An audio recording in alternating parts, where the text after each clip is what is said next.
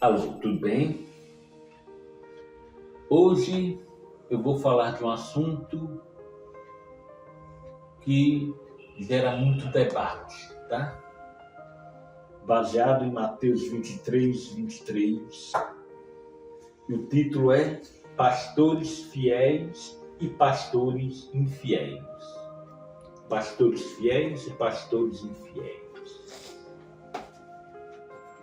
Gênesis 23 diz: Ai de vós, escribas e fariseus, hipócritas, porque dão dízimo da hortelã, do endro e do cominho, e desprezam o mais importante da lei, o juízo, a misericórdia e a fé.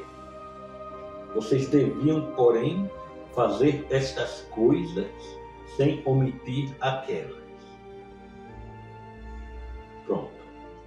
Jesus falou, é para fazer estas coisas sem omitir aquelas. É para dizimar, sim. Mas o mais importante é praticar a misericórdia, o amor. Tá certo? Mas é para dizimar. Pense bem. Tá certo? É para dizimar.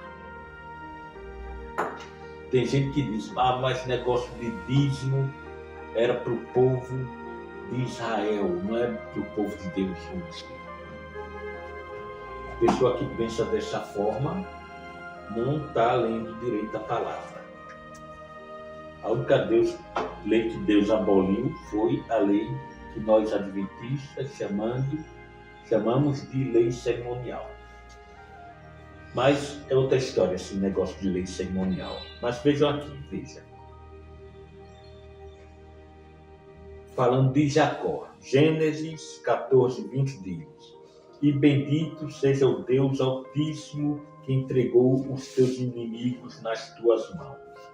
E Abrão, que mais tarde foi chamado de Abraão, mas aqui está Abrão, depois Abraão, né?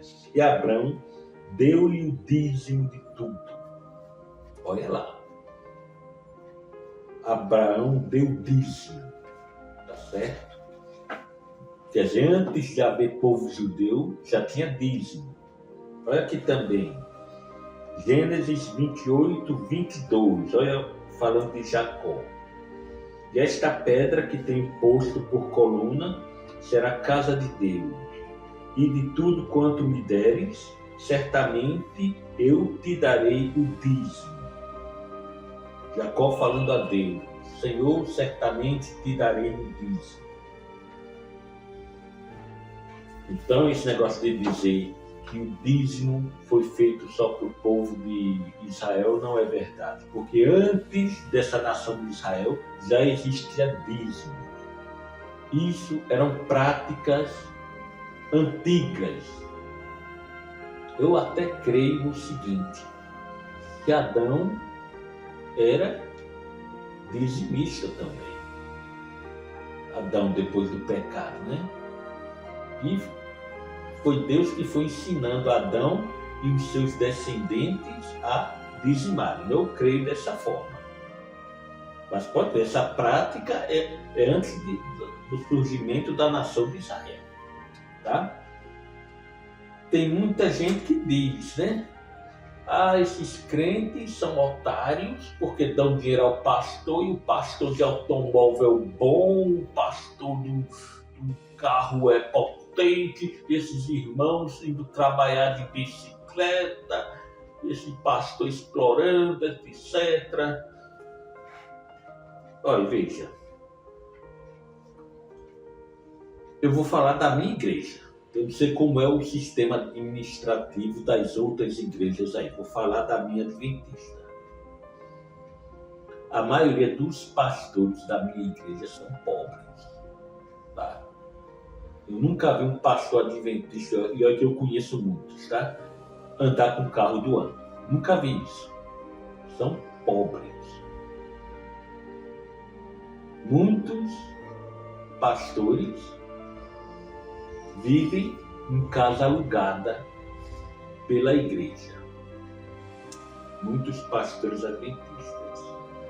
E os pastores adventistas, eles cuidam de um distrito. Cada pastor cuida de um distrito. O que é um distrito? É um conjunto de pelo menos umas 12 congregações.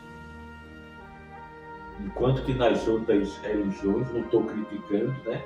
Cada pastor cuida apenas de uma congregação. Que bom, né? Mas imagine um pastor adventista cuidando de várias congregações, tendo que lidar com pessoas problemáticas, com gente não convertida, com gente rebelde, que não tem respeito pelo pastor, que fala gritando com o pastor. Não é fácil, minha gente, vida de pastor adventista. Vamos entender o seguinte: o problema é que as pessoas generalizam tudo, né? Todo pastor vive extorquindo, todo pastor tem casa com piscina, tem uma mansão.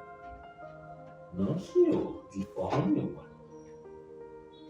Eu sei que tem pastor que é bandido, explora o povo, tem um coração maligno. Quando falo, vocês se lembram desses pastores aí da mídia, né? E suas esposas todas se vestindo com roupas caríssimas, de grife. Mas não devemos generalizar. Esses pastores que vivem na ostentação vão prestar contas a Deus. Mas não é todos. Deus criou o sistema de dízimo, não foi para corromper os homens com dinheiro, não foi.